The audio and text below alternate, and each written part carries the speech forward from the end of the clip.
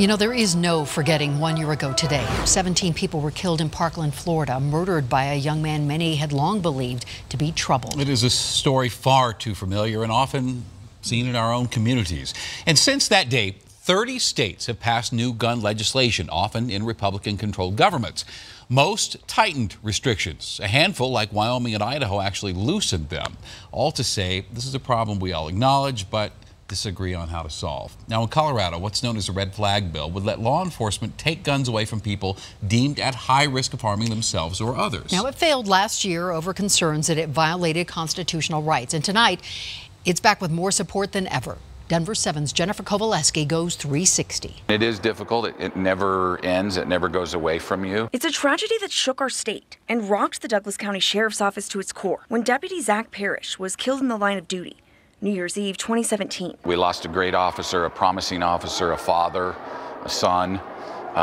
We lost somebody who had the potential to make a huge difference in this world. Rewind 6 years earlier, more heartbreak inside this Aurora theater when a gunman killed 12 innocent people. Fast forward to now. So important for the people of the state of Colorado. Douglas County Sheriff Tony Spurlock. I mean, I'm wearing Alex's jacket right now. Along with freshman Representative Tom Sullivan, who lost his son in the theater shooting, are both back at the Capitol. They say fighting to avert further heartbreak in Colorado. So I'm not doing this for Alex and my family. I'm doing it for yours. Democrat lawmakers are bringing back the controversial red flag bill. Let's begin this 360 with what that means. It would give family or law enforcement the ability to raise a red flag and temporarily take away guns from someone in mental health crisis. Atul Sheriff Spurlock, a strong supporter of the Second Amendment, believes could have saved his deputy's life.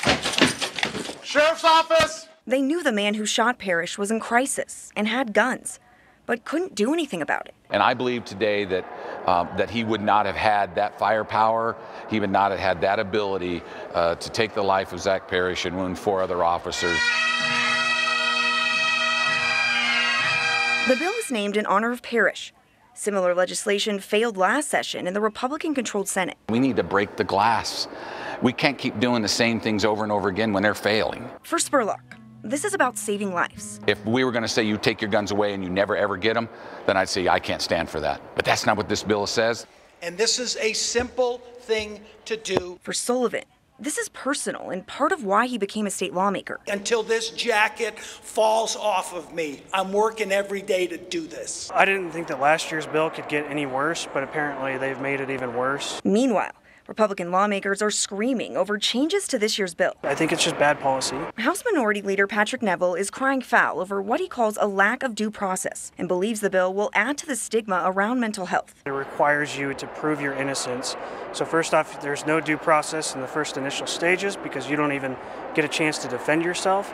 This year's red flag bill doubles the amount of time a judge would have to consider appeals and gives them a year to decide whether to return someone's guns. The biggest change lies with the burden of proof, which is now on the person in crisis. A change the bill's sponsor says came from stakeholders, which brings us back to Spurlock. The respondent will go to get mental health care. That expert, that person, would be the one that would come in their defense. Absolutely, I have some concerns. Republican Senator John Cook is also opposed to the bill.